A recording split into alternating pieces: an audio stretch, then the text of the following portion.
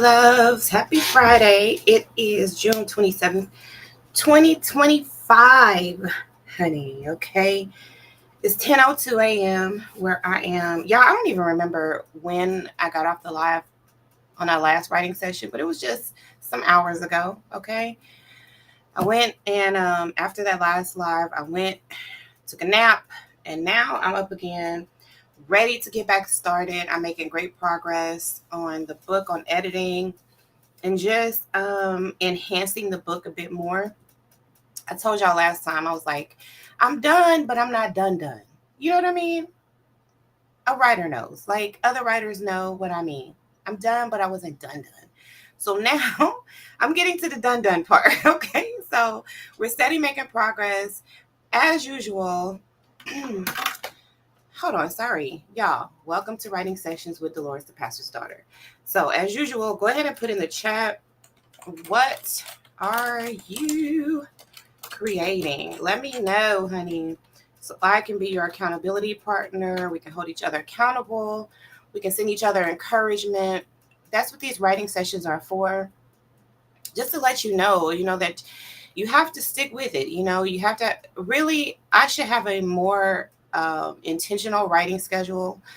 But, at this point, I just kind of go with, what my body is capable of. And so, I write for a few and then I go lay down, and get rest. And then I come back. And, that's kind of like how, my body is set up right now.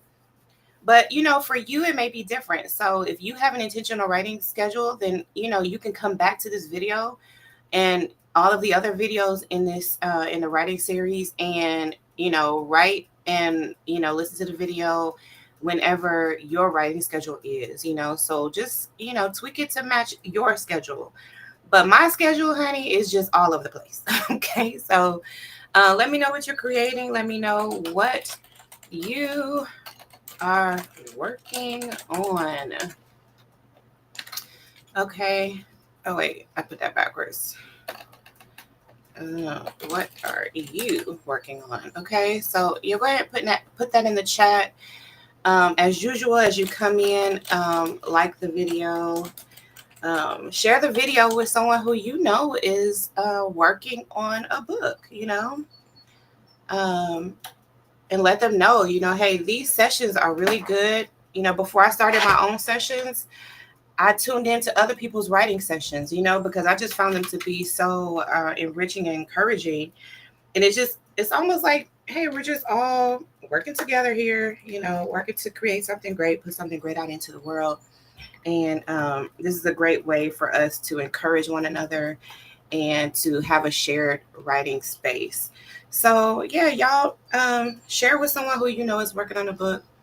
Some of these live streams, we listen to we listen to people who talk about writing books, professionals. So in the last few videos, you'll hear the Writers Boot Camp by Hay House, which is a very reputable publishing company that'll let you know like what it takes to get a book proposal out, what it takes to get a book deal and all of that stuff, if that's what you're interested in. But these last few sessions, I've been going over this book review that I did a couple years back, of A Yearn to Discern by R.L. Mako. So that's what we're going to be listening to today while we do our writing session. I'm kind of one of those like that's a bit of a multitasker. I like to listen to something that's enriching and also write at the same time. Sometimes I'm in more of a zone, where I just kind of listen to like maybe some lo-fi study music. Oh, speaking of which, let me turn on some lo-fi music. I forgot all about that, y'all. And then so we can have that kind of going quietly in the background, and also listening to this daily dose of discernment, where we do this book review of A Yearn to Discern by R.L. Mako. So let's go ahead and get started. I'm going to mute out, but again, you can chat with me in the chat. I'm here. This is live. This is not a pre-record. Well, you'll be listening to a pre-recorded video, but I'm actually here, just not on camera because I look a hot mess. Okay, and I don't want to scare the people. I don't want to. I don't want to scare y'all. camera for now and, get my work done, and you guys, can do the same. Okay. So let's get started. It's me, Delores, the pastor's daughter.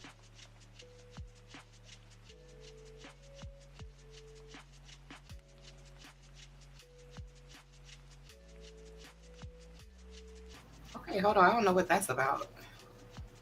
Oh, yeah. Hold on, y'all.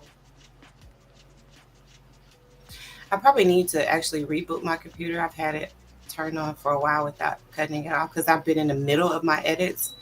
So I hadn't been wanting to like reboot. So that might be that might be a problem. Let's see, y'all. Let's see if this thing play, if it acts right. Let's go back a little bit. The golden rule and its connection to discernment. So let's do this. I am going to share my screen. This is one thing that I haven't done yet during this series, is actually show you the book. So the book is right there. Well, I showed you the book, but just not, a really good view of it. Okay. So the book is right there in the middle of the screen. And let's do this, right? Let me share the book with you.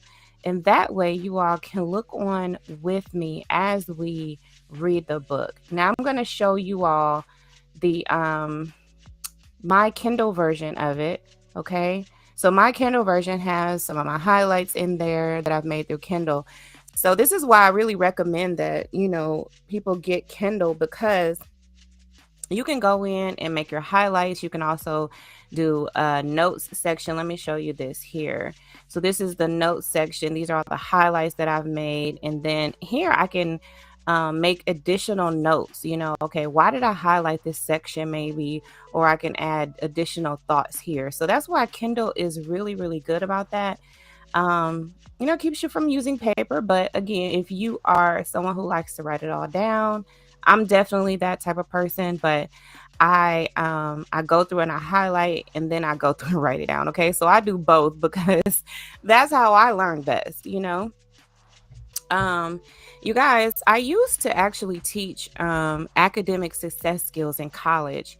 And so some of the advice that I give you all on learning and retaining information, I used to actually teach to college students. So, you could take what I say and actually apply it to your life. It's really good information. Okay. So let me go back to where we started. We are on chapter 2 still, right? And these are some of the areas that we read yesterday, right? Living by the golden rule. We talked about discernment and spirituality and its connection, right? And R.L. Mako, the author of this book, highlighted the fact that a lot of people will be turned off by discernment because they think of it in terms of religion, right? They think of it in terms of like this grand spiritual concept, right? Now, she acknowledges that if she didn't mention God, if she didn't mention spirituality in the book, then she probably would have sold more books, right? Which is really a sad reality, if we're being honest, right? But it's doing the actual concept, right, a disservice, because discernment is a God-given gift that even babies have. You are born with this ability to discern, right? And throughout your life, more than likely that ability has been adjusted a bit, right? Let's just say it that way.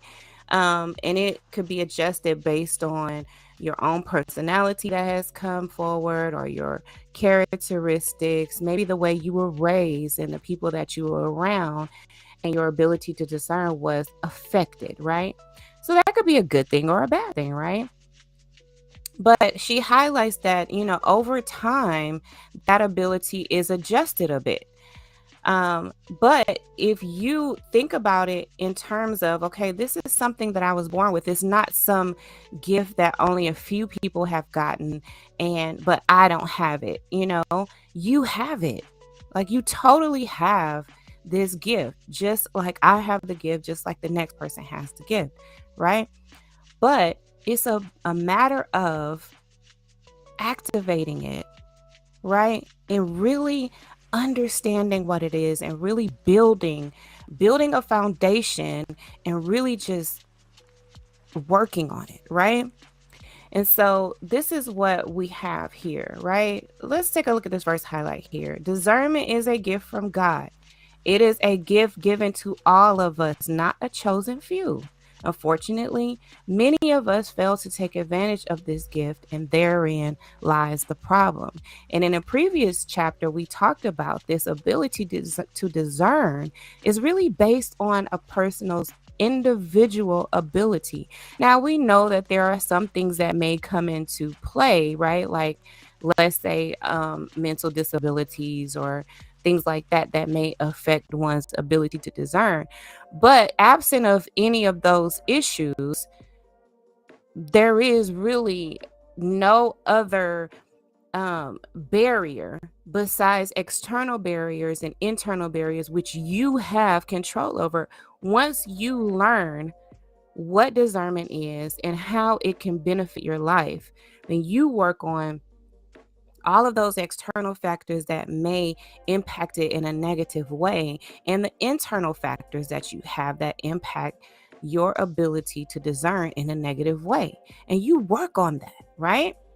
And so she has reflective questions in here that in the book that are designed to just really get you to really think about, okay, what things in my life, what people in my life have really affected my ability to discern, be it a negative or a positive way, right?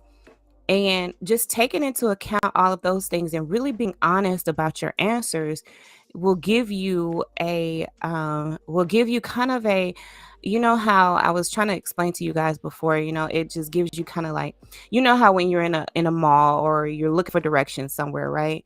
And the first thing you need to know is where you are, right? So you might have this, on the mall thing, it says you are here, right? So which gives you the indication of where you are currently so that you know where you're going, okay?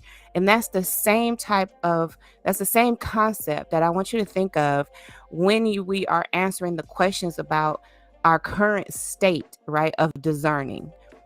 It's giving us a gauge of where we are and where we want to go, right? But it also gives us a gauge of where we've come from, okay? Because all of that is important. So let's keep going. This is where we left off yesterday is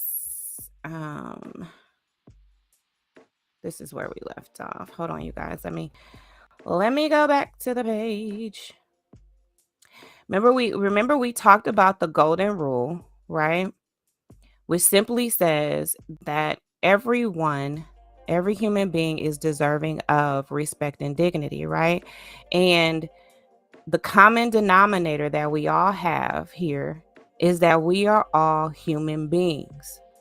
Okay? We are all human beings, and nothing else, no other factors should be considered, right? It doesn't take into consideration your race, gender, ethnicity, sexual preference, education, culture, social status, or anything else. Nothing else should come into account when we are talking about the respect and dignity that we show one another, that we give to one another. There should be no strings attached, okay? And so where we left off was living by or upholding, the key to upholding the golden rule. Okay, so here we are. Let me, does this make it better? Maybe a little bit. Let's see. How are you all doing today? Let me ask that. How are you doing today? I'm wonderful. It is a great Wednesday. I was a little bit sleepy today, so I slept in a little bit longer than I really wanted to. But I was a bit tired this morning for some reason, so I'm a little bit later coming live today, but I'm here. Okay, so let's go ahead and get into this topic, okay? The key to upholding the golden rule. And here we are. The golden rule places the onus on each of us to give respect first with each encounter. The respect you give is not premised upon someone earning or deserving your respect. Okay? Let's sit with that. Let's just sit with that for a moment. Because I know that a lot of us at some point thought, well, if they don't give me respect, I'm not gonna get respect. And it's just been this whole back and forth, this circle, right? This, revolving door or something. You know what I'm saying? Like, you don't give it, I don't give it, we don't give it, nobody gives it, right? But if you take the control, you take the power back into your own hands, right? With no expectation, like you expect, right? That when you do good, good will be done to you. And there is absolutely nothing wrong with that expectation. However, you still, because you are a discerning individual, know that there are times that you give and it won't be given to you. Okay? We know this. But we also know that it should not depend on our behavior. Our behavior should not be controlled by another's behavior.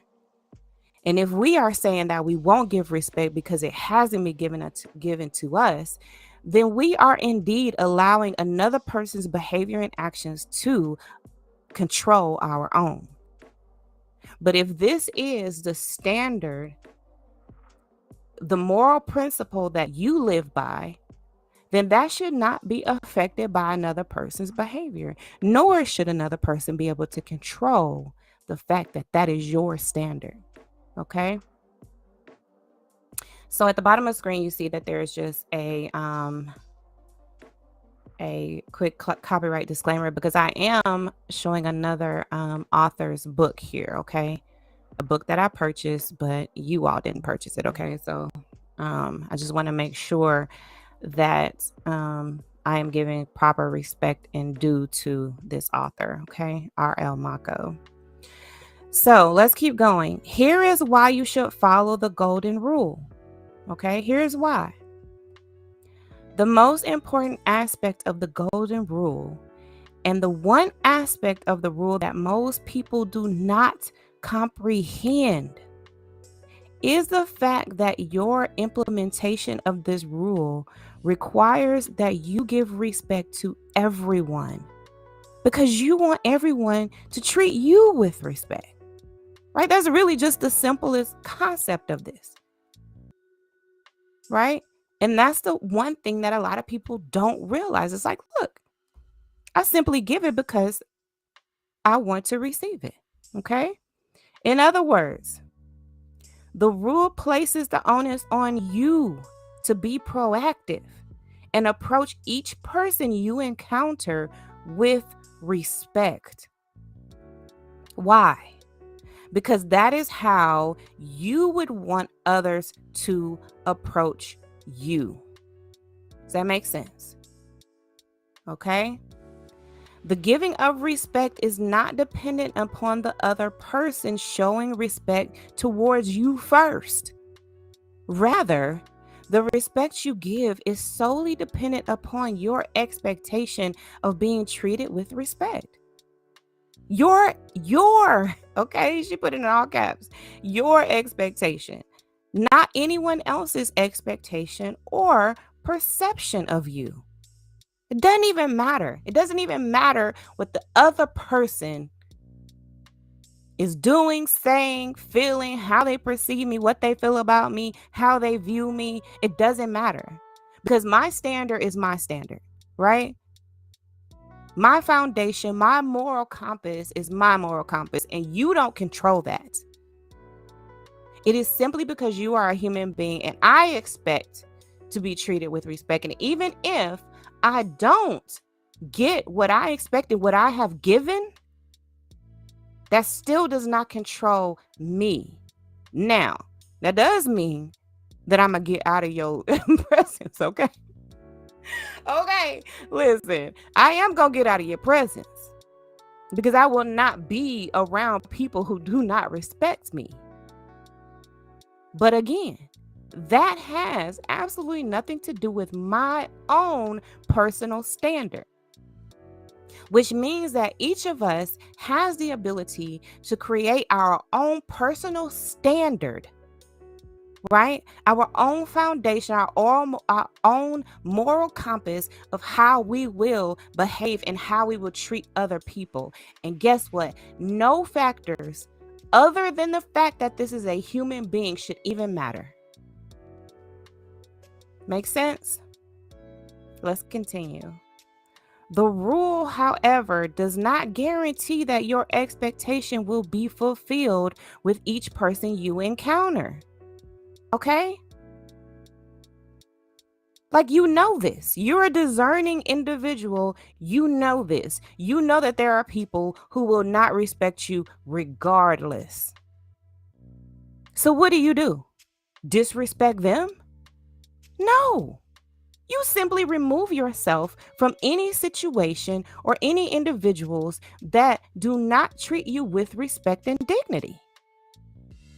That's what you do.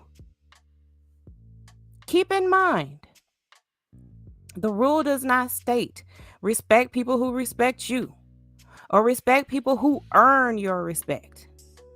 Okay? That's where a lot of us go wrong, because we're like, well, they don't respect me, so I don't respect them. So now we're in this tit for tat, when you could simply just remove yourself from any person, place, or thing, okay, that does not give you the respect and dignity that you have already given, because that's just who you are. Nonetheless, the rule does require that your respect be given to people because you have an expectation that people will respect you. When I go into a room, when I approach anyone, I totally expect that they will respect me. Why do I have that expectation? Why? Because I respect them. Why wouldn't I expect to get what I receive? Okay? It is an expectation that you must maintain, despite the fact that some people will never approach you with respect. Okay? I know this. You know this. We know this. We know that we will encounter people that do not respect us no matter what. No matter what we do, because when they see us, they go by all of these other factors. They have a superiority complex. They have a race complex, right? They have a gender complex. They have all of these factors that they put into place, except for the fact that I am a human being. And I know that. But does that have to control me? Does that have to control you? Think about that. As unnatural as that may sound, it is difficult.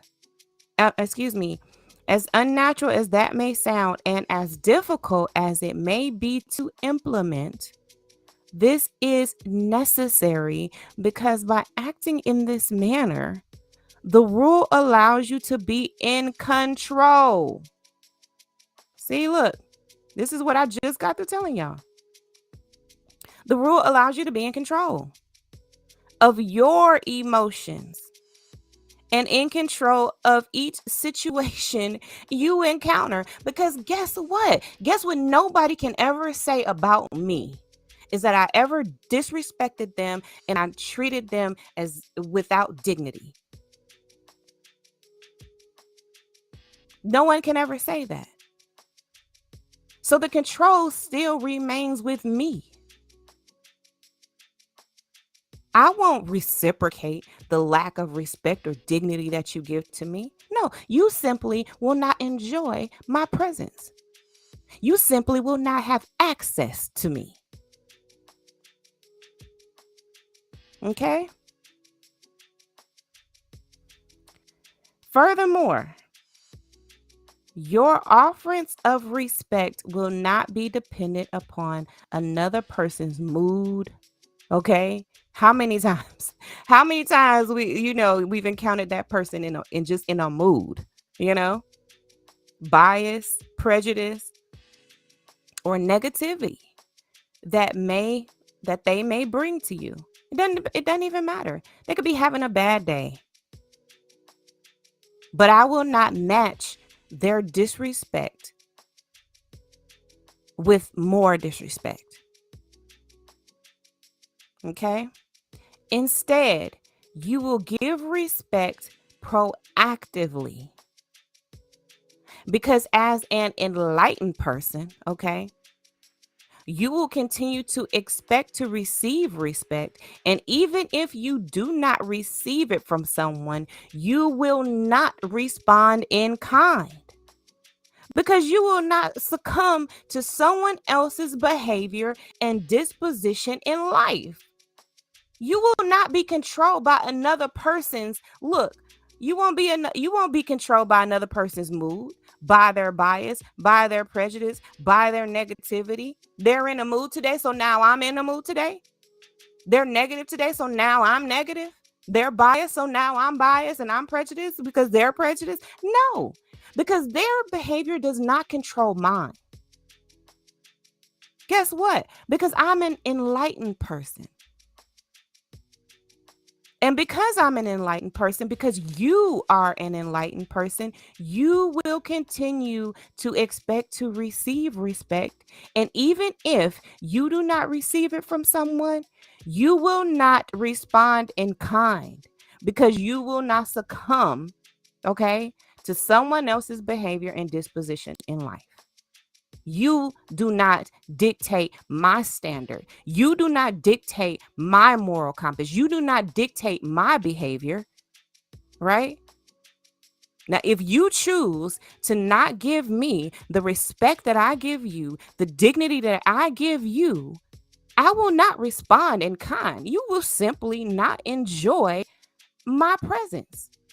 You won't get my business, right? You will not be in relationship with me. I will not work for you. Does that make sense? I will not attend your church. I will not attend your conference. I will not participate in anything that you have going on because guess what? You don't respect me. You don't give me dignity, right? You don't give that. But I give that. And because I give that and that's my standard, then you simply are not deserving of my presence, but you are still deserving of respect. You are still deserving of dignity. But I will simply remove myself from any situation or any place, any person that does not respect and dignify me. Does that make sense?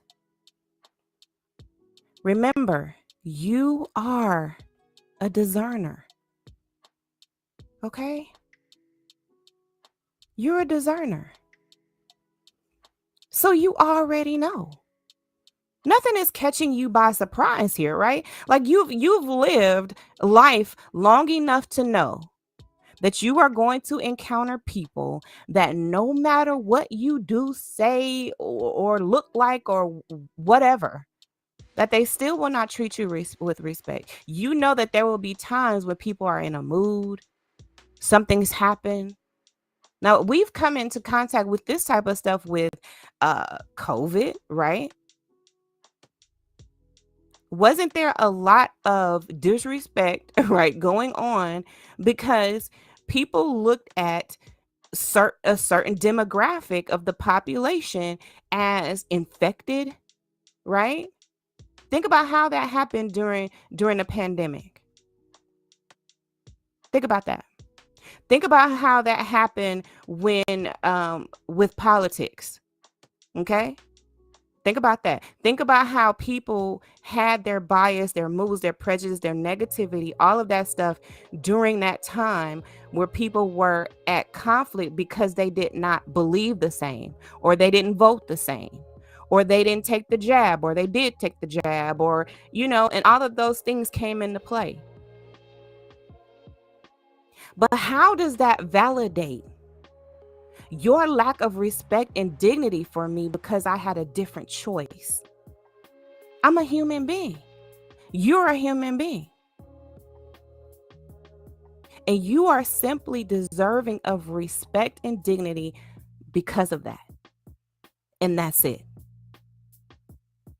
Now, if I don't agree with your ways, right, then I'll just simply remove myself from you. You will not be in relationship with me. You will not have my business. You will not have my support, but you will have my respect and dignity because you are a human being. That's what it means to live by the golden rule and how it applies to discernment. But it also acknowledges the fact that sometimes there are people out there that no matter what you do or say, even when you are the most respectful person, they will not give you the respect. So what do? Do you disrespect them? Does that mean that now we're in a tit for tat? Oh, you disrespected me, so now I'm disrespecting you, and now you're gonna disrespect me again. I'm disrespect you, and then we doing this whole thing? No, because my standard is my standard. And when you are a discerning individual, then you are an enlightened person, and you realize that these standards that you have for yourself become who you are. They become a part of your character, a part of your way of being, a part of how you present in the world. So it doesn't require that I do some talking to myself, oh, I got to treat everybody with dignity and respect. No, because now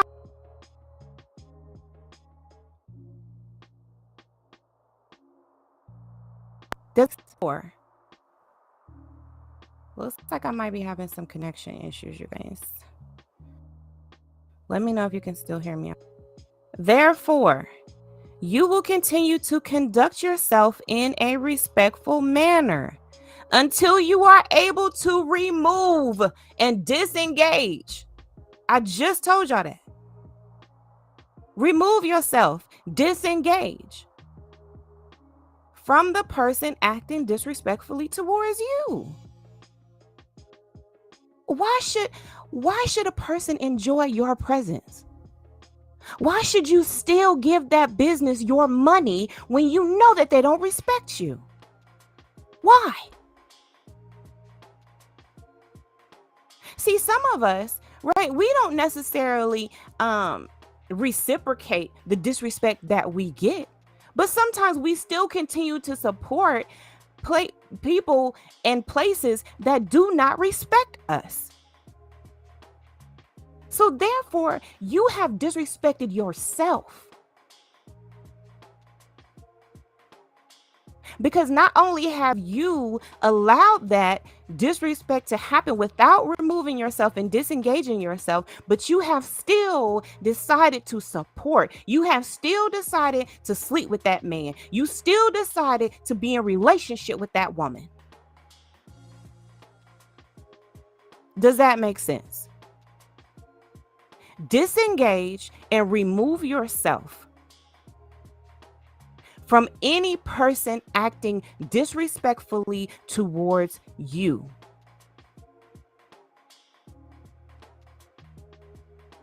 Because I have a standard. I am a discerner. I am an enlightened person, right? This is what you're telling yourself. You are a discerner. You are an enlightened person.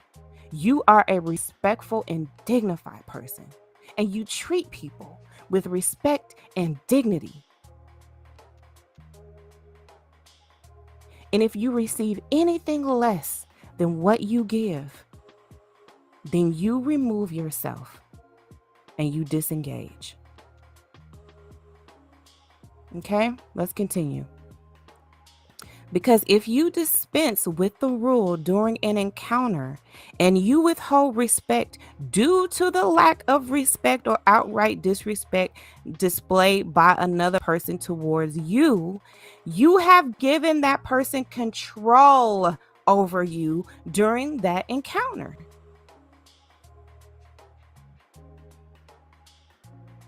You've given a person control. You have simply given up your control.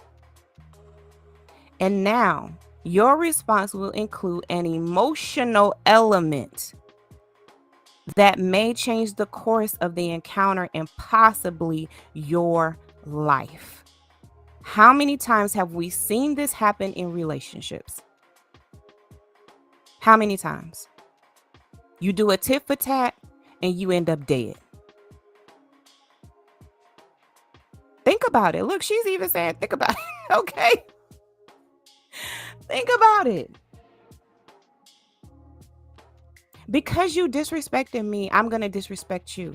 But you're going to take my disrespect and you're going to try to end my life over it. Can you afford that? Can you afford to be in a situation where you give up control and now you are behaving in an emotional way? You have totally allowed this situation, this encounter, and this person to have you behaving out of your own character, because guess what? Now you have, this is what you believe. This is your character. This is who you are. This is you becoming. Okay. You are becoming a discerner, and a discerner is someone who believes in this golden rule. So this is who you are now. This is part of your belief system. This is part of how you behave. But I have now allowed, or you have allowed, someone to completely take you out of your character and your belief system because they disrespected you. And instead of removing yourself, right, and disengaging, you decided to respond in kind. And now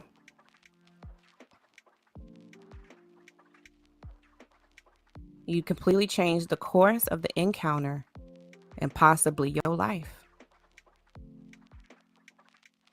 And what did she say here? Think about it. Let's just sit with that. Let's sit with that for a moment. Because we can see this happening all over the world. Think about it, even in terms of the context of police brutality. Think about it. This has ended very badly for a lot of people. Very badly. And do you want, at the end of the day, to say that I have maintained my standard, right, of living by the golden rule, of giving respect and dignity simply because that person is a human being? Or do I want to say, you know what? They disrespected me, so I disrespected them back. And then they disrespected me again, and I disrespected them back. And now there's a fight. And now guns are being drawn. And now I'm locked up. Think about that. In any given situation, all it may take is one emotional response to what you perceive as another's disrespect towards you, and your life can be changed forever. How many people are in jail right now because of how they perceived another person's disrespect was toward them? How many people? Just, give me a guesstimate, right? Give me a guesstimate of what you think. How many people are locked up right now because they say, oh, he disrespected me. Oh, she disrespected me.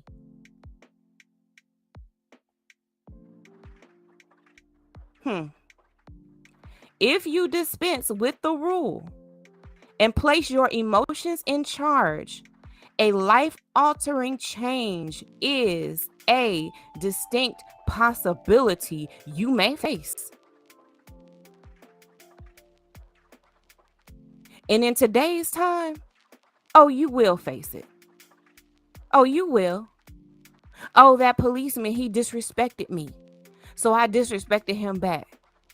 And now you locked up. And now you on the ground and you can't breathe. Huh? Oh, okay. However, if you are discerning, okay? If you are discerning, you will uphold the rule. A rule that is not dependent upon another or anyone else's expectation of you.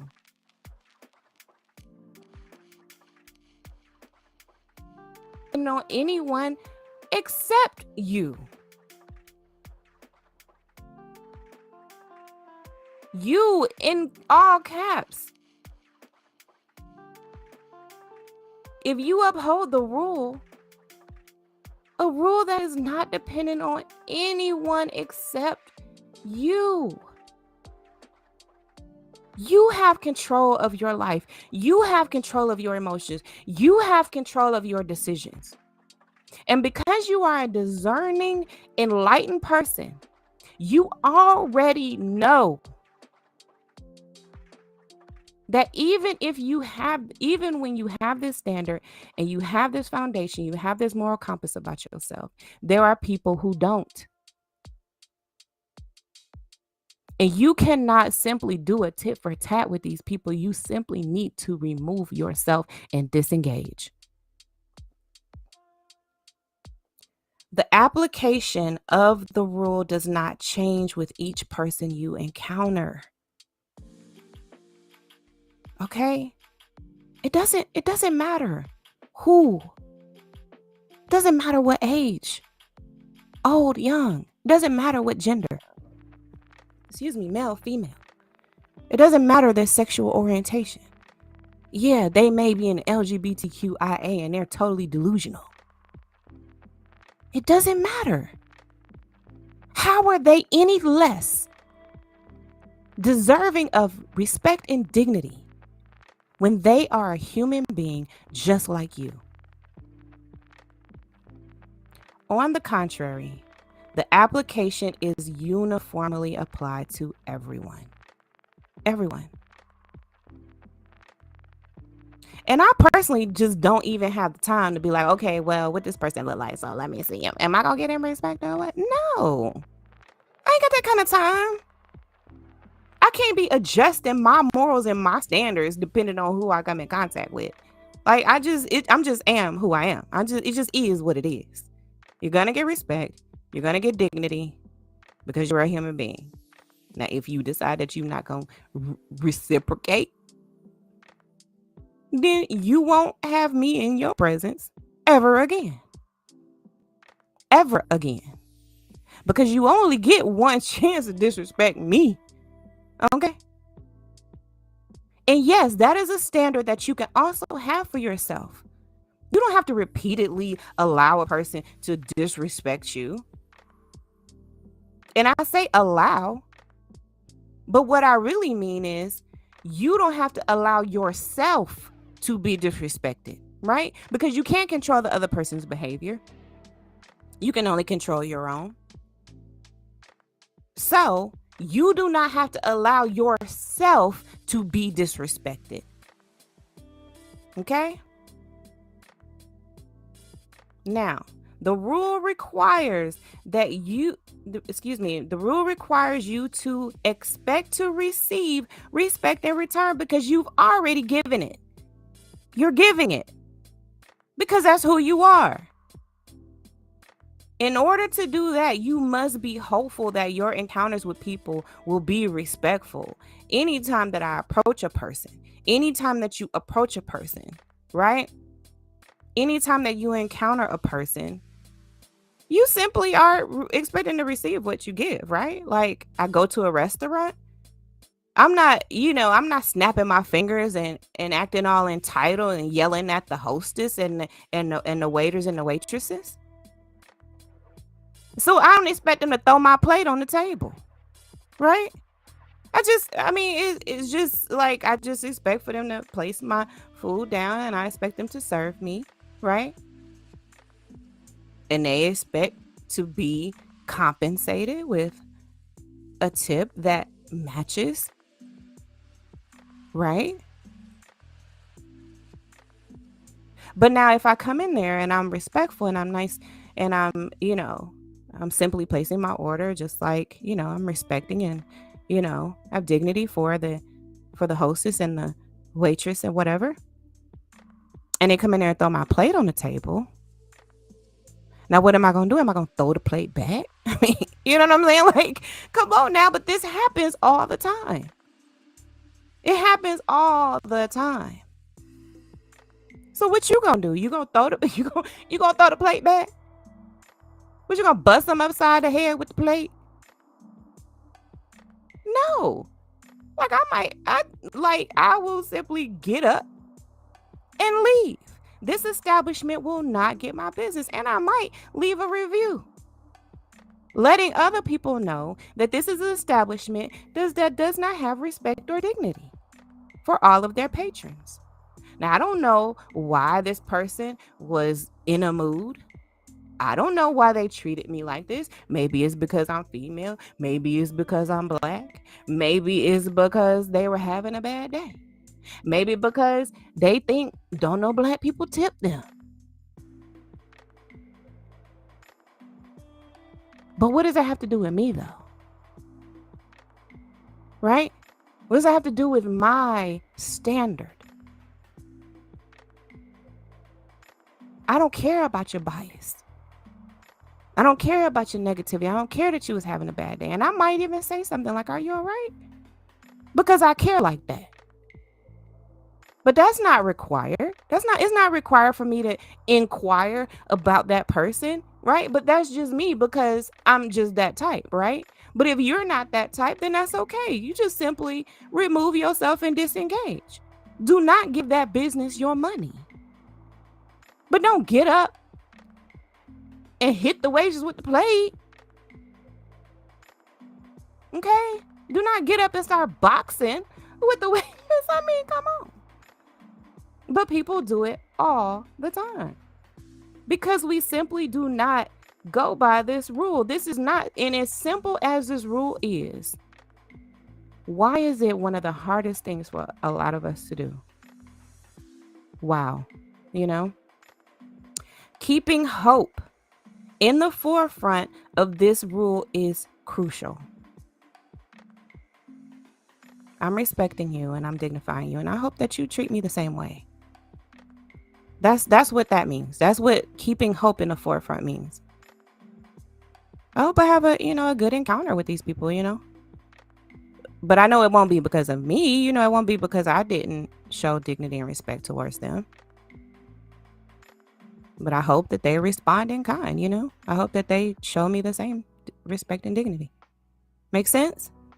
We will discuss the advantages and significance of keeping hope at the forefront of your actions, side by side with discernment, and how doing so will elevate your way of life immensely. Because what is it all about at the end of the day? I mean, don't you want your time here on earth? We are all spiritual beings living a human experience, right? Then don't you want your time here to be the best it can be? Don't you want to thrive? Not just survive, but thrive even in a world that is so violent and so negative and so nasty. Because right? That your demonstration of the golden rule will definitely affect someone else. Even if in this waitress scenario, right? Even if I didn't affect her day, which I'm sure I will, right? If I simply just say, you know what, I've come in here and I've treated you with respect and dignity. I have not done anything to disrespect you. but you threw my plate on the table. You've been nasty to me, and I will not support this business. In fact, I don't know what's going on with you, but I feel as if, it may be in order for me to put in a complaint. How will that change that waitress's actions in the future? Maybe it will, maybe it won't. It's not up to me. But I control me. I control my emotions. I control my actions. And because my standard is to treat everyone that I come in contact with, that I encounter with dignity and respect, then it simply does not matter how she reacts. But I am hopeful, right? Keeping hope. I am hopeful that because even in the face of her nastiness and me calling her out for her nastiness, that I still showed dignity and respect towards that individual, that will somehow impact that person to take on the same belief system that everybody is deserving of dignity and respect regardless, simply because they are human beings. Okay? Does that make sense? Those people who do believe and follow the golden rule on a daily basis and learn how to avoid numerous negative encounters and conflicts are, what are they? Better able to handle the negative elements in life that seek to stop personal growth. Think about that. Think about how much stronger, how much you have grown when you can approach a situation, when you can approach someone who has disrespected you and still maintain respect and dignity for that person. That is growth. Okay? Okay, listen. That is growth. And for some of us, that's significant growth. See, that is why it is really good to answer these reflective questions, right? And we're going to get to we're going to get to the reflective questions right here. It's good to answer these reflective questions because when you think about applying the golden rule to your life, right? And you think about how you used to be, how like if that waitress had slammed your plate down on the table, you was gonna throw some hands back in the day. Okay. That lets you know that you are developing, right? And that you are becoming a discerning individual. You are becoming an enlightened individual, that you have control of your emotions. You have control over your actions. And these rules, right? These standards that you live by have become part of your character. That is who you are. That is how you approach every situation, every encounter. Every person is treated with dignity and respect. And guess what? You expect to receive it in return. But guess what? You also know that some people will not give you dignity and respect no matter what you do. But you also know that you have the power to remove yourself and disengage. Y'all, look, listen, I'm preaching. You hear me? I'm preaching out this book. Okay, listen.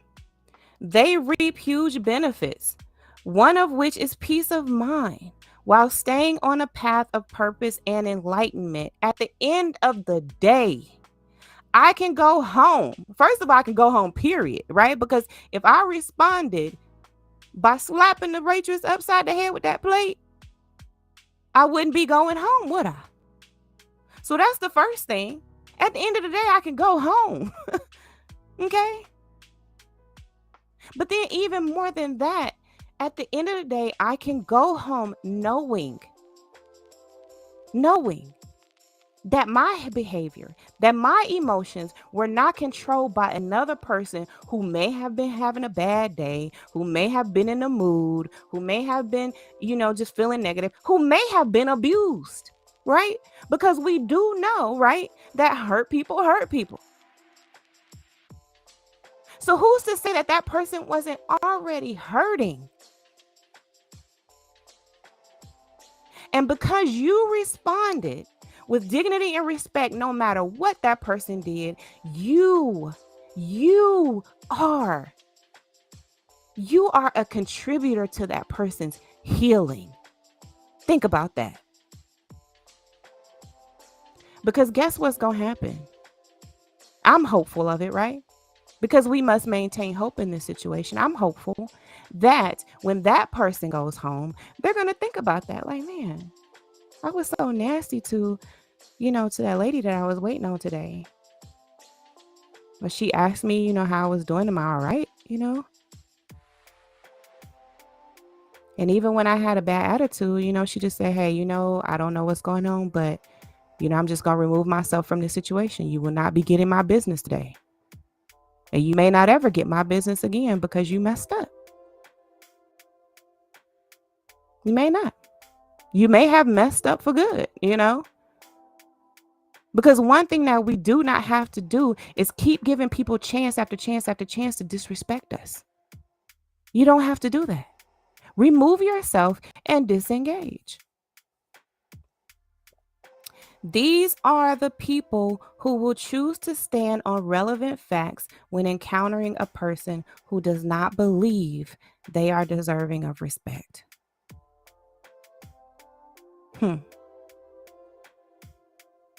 Wow. These people use knowledge productively by not responding in kind. In fact, they will discern that sometimes a response to a disrespectful person is not even required. Okay, think about that. Okay, think about that. There is no need for me to even respond. I can simply get up and take my business elsewhere. I can simply walk away from this relationship. I don't owe you closure. I can simply quit this job. I don't need to tell you all the things that you have done to disrespect me in this job. I can simply quit. Think about how much power and control that is, y'all. And don't you want at the end of the day to be able to control yourself? It's not about controlling other people. If you just control yourself, just by controlling yourself, it impacts other people. That's what a discerning individual knows.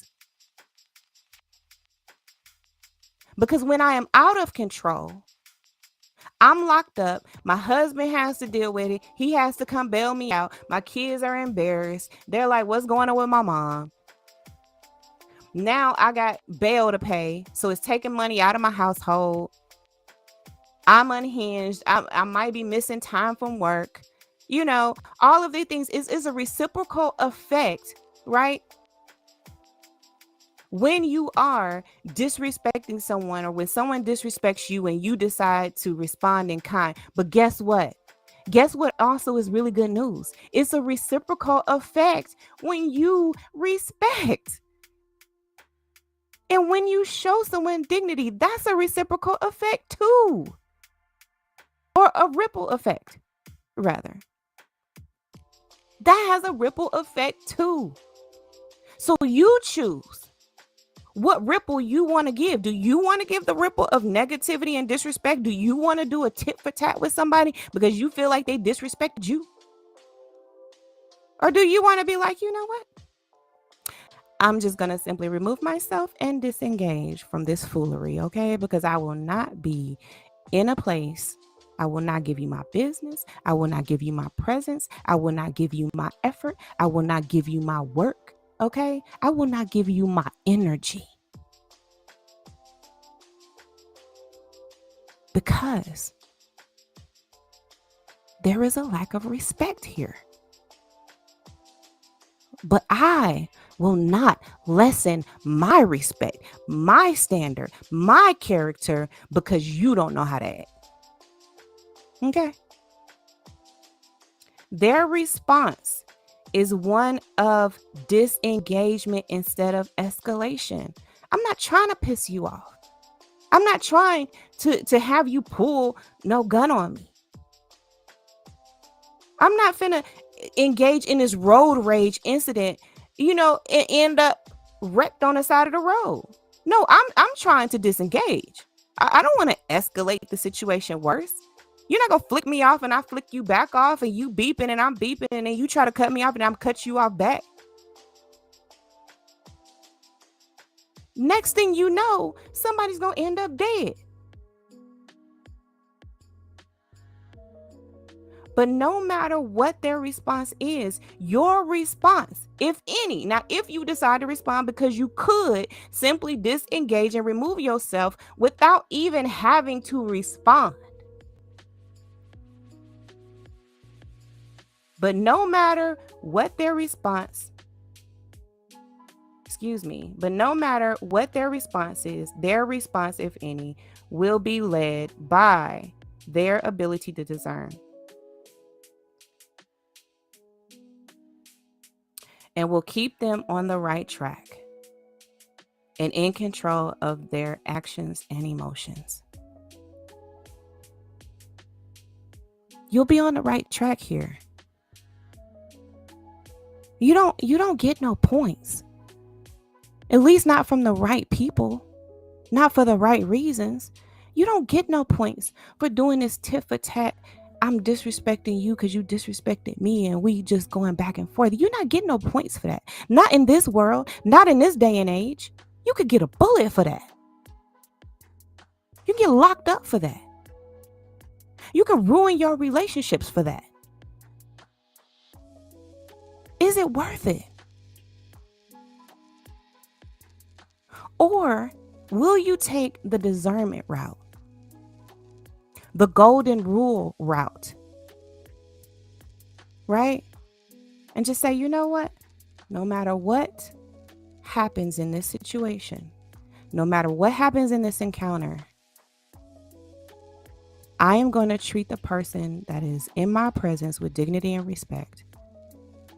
I am hopeful that they will treat me with dignity and respect. In the event that they do not, I will remove myself and disengage. And even if I decide to confront the situation, address the situation or address the person, I will do it in a respectful way. Because I'm not trying to escalate the situation. Okay? Now, let's get into the reflective questions.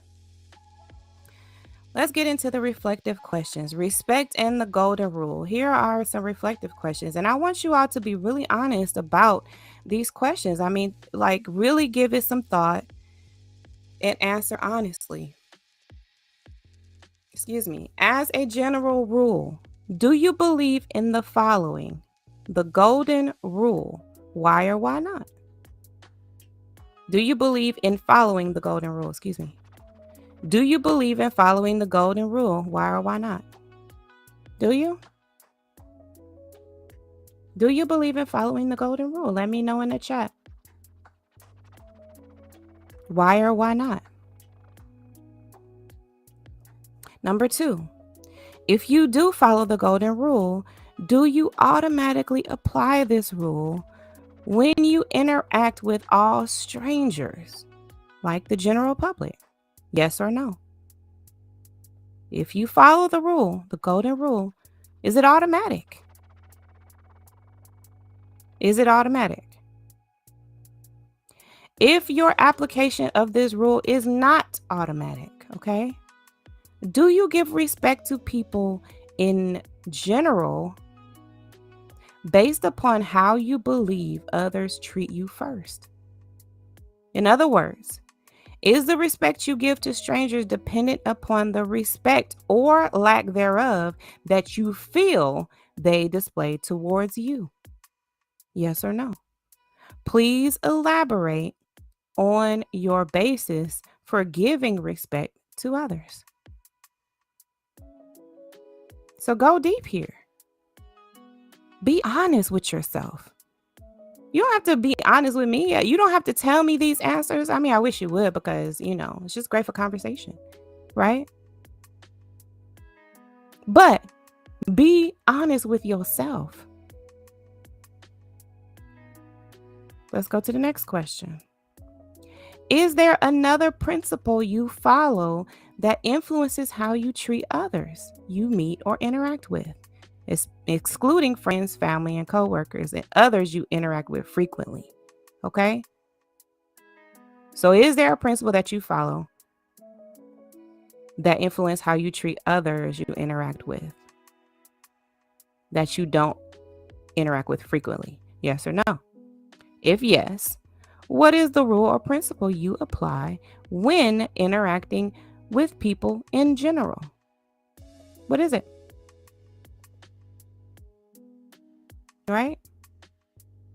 If you don't stand for something, you'll fall for anything. So what principle are you standing on? What rules are you standing on? What gives you your foundation and your moral compass? Can you recall the reason why you adopted this rule or principle? So what happened in life that determined this here, right? What happened to make you adopt the rule that you adopted if it wasn't the golden rule? Okay. Number 6, do you remember when you were first introduced to this rule or principle that you follow consistently? Were you taught this rule or principle as a child and continue to follow it because you were raised to follow it? Now, that's going to get you to thinking about a whole lot of things, right? Let's get you to think about a whole lot of things. Some of us simply were not taught right when we were children. Some of us were. Think about that. Do you still hold true to this principle or this rule simply because that was how you were raised? Or has it become something that you have adopted as your own belief system and that you follow because you believe it, not because it just became muscle memory? Number 7, if you were not taught this rule or principle as a child, did you consciously follow this rule or principle through your own revelation or by way of education as an adult? Yes or no? Elaborate on why you decided to follow this rule or principle as a guiding principle in your life. Think about it. Did you consciously follow this rule through your own revelation or by way of education as an adult? Okay. Now, the final parts of this chapter reads this way. Once again, think and reflect upon your life and any experiences that come to mind before answering the reflective questions. So now, let's dig a little deeper into the issue of respect. Okay? Have you ever given thought to the fact that what you may have perceived as disrespect may not necessarily be considered disrespect from the other person's perspective? Wow. Now that's some food for thought now. And I'm loving the words that she used, right? Using this word perceived.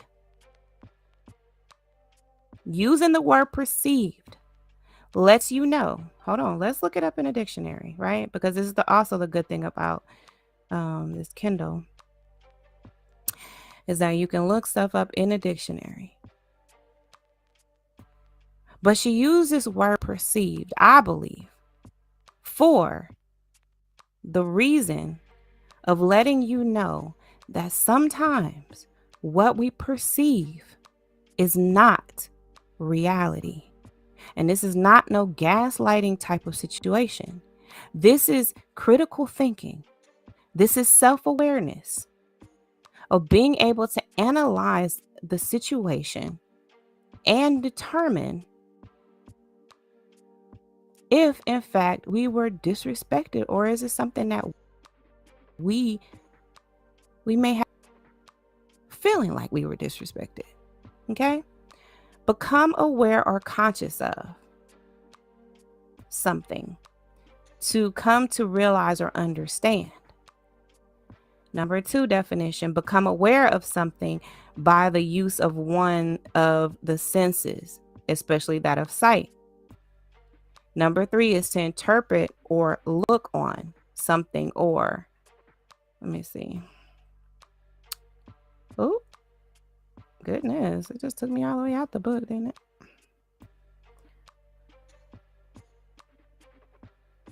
The point here being, let me go back. Oh, the point here being that sometimes what we perceive is based on our feelings, based on our worldview, based on our experiences. But can we be open to the possibility, right, that what we perceived as disrespect may not necessarily be considered disrespect from the other person's perspective? Some of us simply view someone telling us the truth as disrespect. Okay? Think about that. Let's discuss an example with less catastrophic consequences than the example above, but will also help us understand discernment and spirituality much better. Oh, yes, y'all. Let's get into another life situation. And then we're going to end. Hold on. Let me see. How much longer is this chapter? Oh, child. I'm already over an hour. I'm sorry, you guys. Stick with me, though, because this is some good stuff here. Okay. Life situation number 2, after you, my dear. As someone from Generation X, I am realizing more and more that a number of young millennials do not necessarily open doors for me with the same consistency as adults from my generation and the generation before mine open doors for me. By no means am I saying that all millennials do not open doors, but I have noticed that a number of millennials I come across do not. Now, as a woman of a certain age, I freely admit that there is a part of me that expects a man to open the door for me, because that is what I've been used to all my life. Needless to say, I am a creature of habit, as we all are, and having a door open for me is one of those habits I've grown accustomed to. I am entering my 5th decade on this earth, and I can literally count on one hand how many times a man from my generation has neither opened a door for me or allowed me to enter or exit an elevator first, because rarely does that happen. Okay? Nonetheless, in the off chance that a man does not open the door for me or wait until I enter or exit an elevator, regardless of his age, color, or any other characteristics, I do not get upset with him over it. Why? For me, the reason is very simple. I start with a cold, hard fact that no one is obligated to open the door for me. That's a fact. Now, of course, I can interject into the story that opening a door for someone is the polite and courteous thing to do. I may also believe that opening a door for someone is an indication of one's upbringing. But understand that such information is subjective and distracting only. The reality is that no one is obligated to open the door for me. Therefore, if a man does not open the door for me, he is not obligated to do so. And he is not obligated to do so.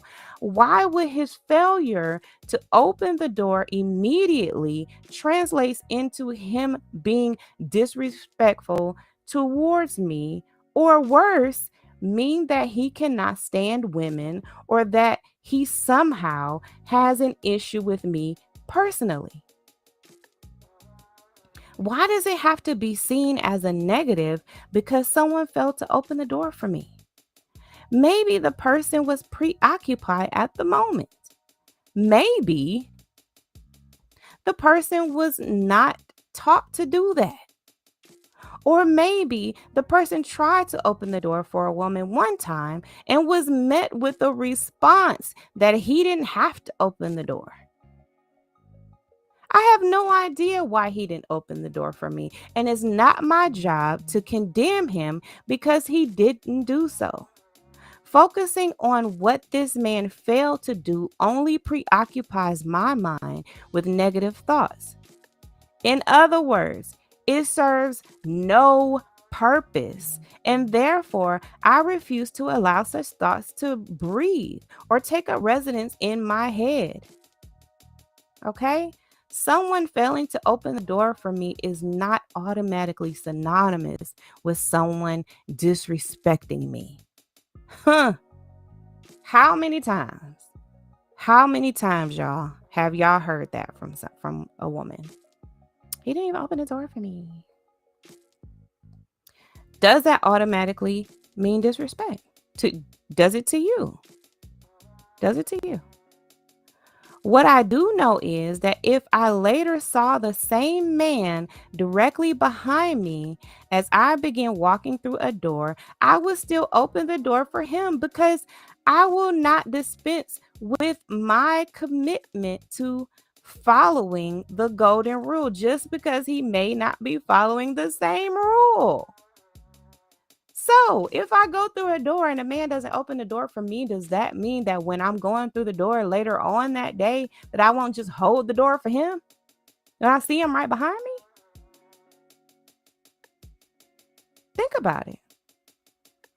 I do this because me following this rule actually frees my mind, because it ensures that I don't focus on irrelevant information. Instead, it allows me to be in control of my emotions and actions and not allow myself to be preoccupied by someone else's actions. I am insistent upon not allowing anyone to stop me from upholding my principles just because they did something that I may have misinterpreted. How many times, y'all, have we misinterpreted another person's actions and we responded in a negative or nasty way because we misinterpreted? Think about that. Or to take a step further, why should I alter my course just because someone doesn't believe the same things I believe? Huh? Why? For all I know, this man may very well uphold the golden rule and just had a bad day. Maybe he was in a rush. Maybe he was preoccupied. He was thinking about something else. Or maybe he just don't hold the door. What does that have to do with me? What does that have to do with my standard? I'm not going to just allow the door to close on a person when I see them right behind me. I'll just hold it.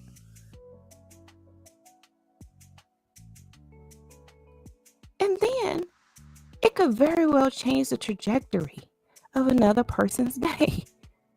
If he was having a bad day and was nasty to me in the beginning, let's say he was nasty. I ain't holding the door for her. But then later that day, I held the door.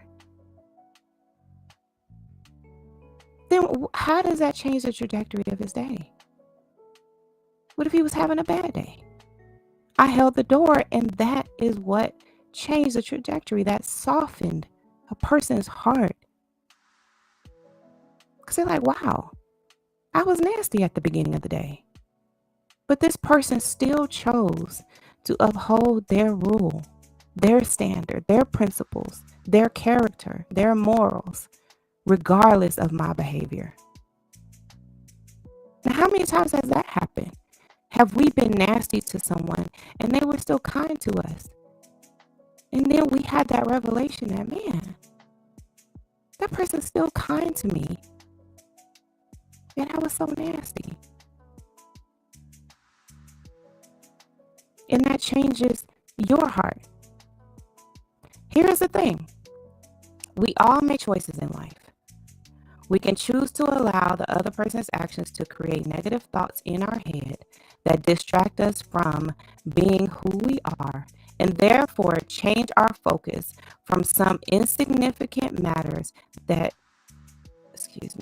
change our focus to some insignificant matters that do not serve any positive function in our existence except to judge, condemn, and form prejudice against one another. Or we can stay the course and not be shaken by circumstances we happen to encounter. Let's go back to the example that I was using of the waitress. This waitress thinks all black people are bad. That's why she was nasty to me, because I'm black. Just like the other black people who wouldn't tip her properly. Didn't leave a tip at all. Right? But do I have to? Do I have to? So do you have to change your focus, right, to some insignificant matters that do not serve any positive function?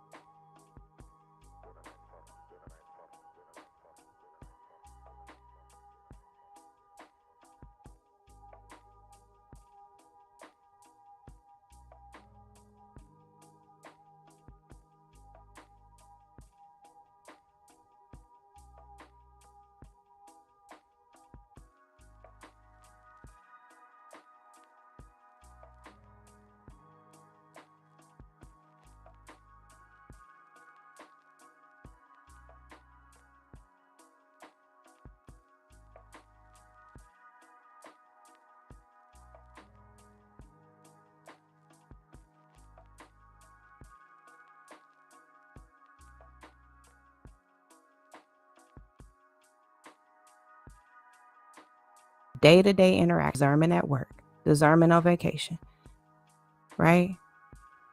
Discernment in the gas station, discernment in the grocery store, discernment in familiar relationships, in all other situations, right? Where the opportunity to discern arises. And in today's world, the opportunity to discern arises every day. Every day. Every day, all day. She says here, it's a grave mistake that you must correct now so that you will be in a position to handle other more crucial lessons in discernment. Because guess what, y'all? We are spiritual beings. There are spiritual things that are taking place that you do not have the discernment to handle.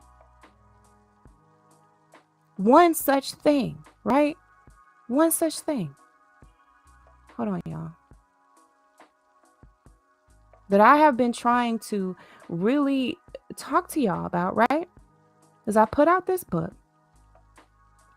right? I put out this book. And I've been trying to alert you all of the religious narcissist.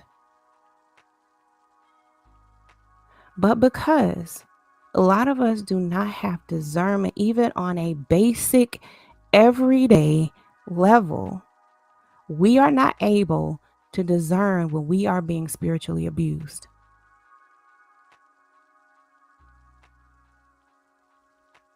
Right?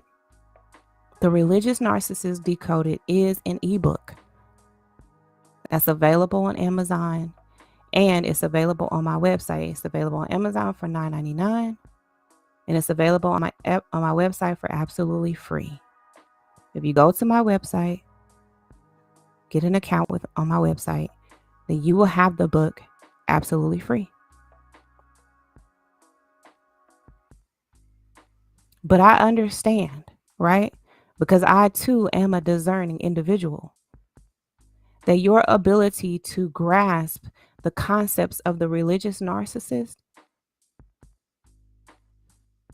are lessened because you lack the ability to discern on a very basic level.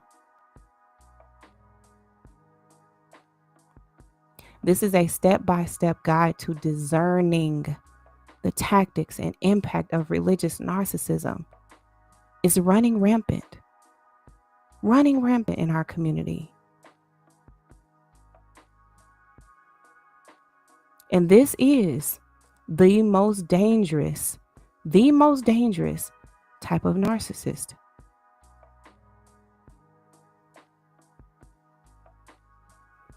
So, we have to build up the foundation of discernment, right? Just knowing what it is. Knowing that we all have it. And that our ability to discern is based on us, which means, right, that the control is in your hands, right? Your ability to discern is in your hands. That's good news. That means it's not dependent on anyone else but you. As long as you have a desire to discern, you'll do the work. You'll watch the videos. You'll share the videos. You'll be committed to establishing a stance, a presence, a character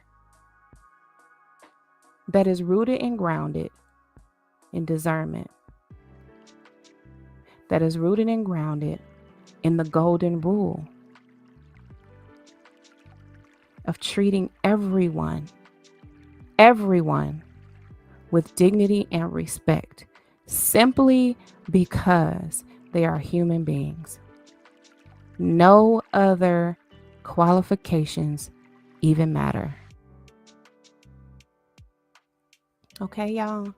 Listen, You know I love you guys. Okay, that's why I do this.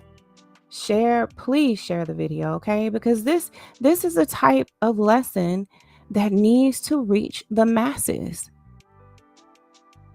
We've shared so much stuff.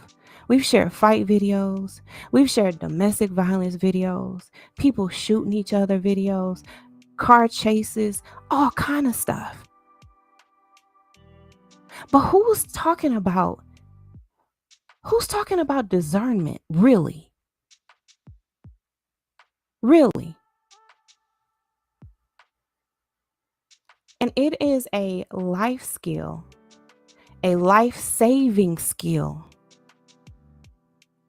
that you can't afford to live without. And guess what? If you don't share it, then that means that you will encounter other people who don't have discernment when they interact with you. Is that a risk that you're willing to take anymore in this life? Is it?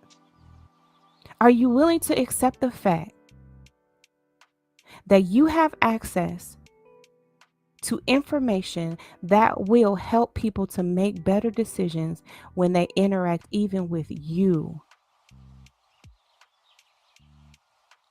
and you won't share it, and you won't like it, and you won't make sure that it gets in the algorithm and that it's reaching the masses? That's a question you have to ask yourself. I can't control you. I can only control me. And because I control me, I'm putting the information out. I'm breaking it down. I'm using the gifting that God gave me, the gift of discernment.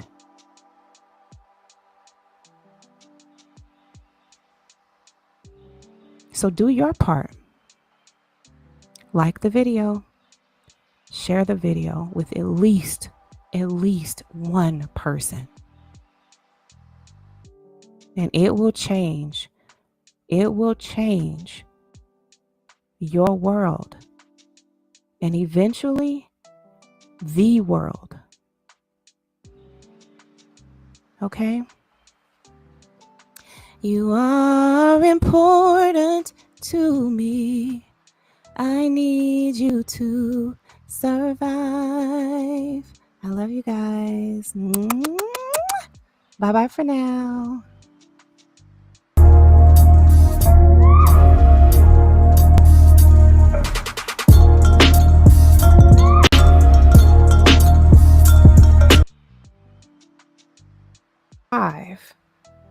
When you have discernment, when you use discernment, okay?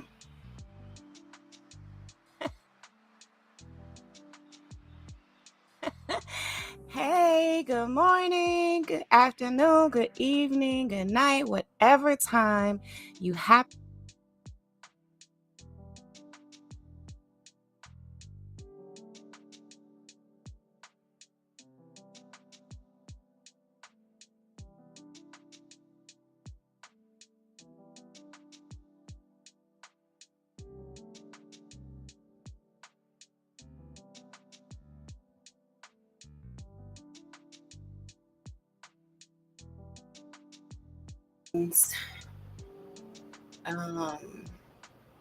Let's move on to the next one. I think I'm on a roll. I'm tired, but I really want to finish this book. So I'm on a roll. I'm getting close to the end. So let's just keep on going. And this next one is what discernment is not. Let me see. I wonder if I should take a break. I kind of think I should. So let's go to this one, and then Hey, good morning. We're gonna stop it and then start watching this one and listen to this one on the next video, on our next writing session. I need to take a break. I'm tired, and I need to get up and move a little bit. and y'all probably do too. We've been going for about an hour and 50 minutes, and so we're making great progress. I am on episode 13 of my book, and I don't know, I probably got maybe about 4 more episodes, maybe 5 more episodes to go, something like that. So I'm making great progress. But, again, we got to listen to our bodies. And when our bodies say, hey, take a break, then we need to take a break. So that's what I'm going to do. And I will just be back on the next one, probably just in a couple hours, maybe about 2. Yeah, I'll probably take a break to about 2. And then we'll get back started. So I will see y'all in the next video, okay? I love you guys. And remember, you are important to me. I need you to survive. Bye-bye for now.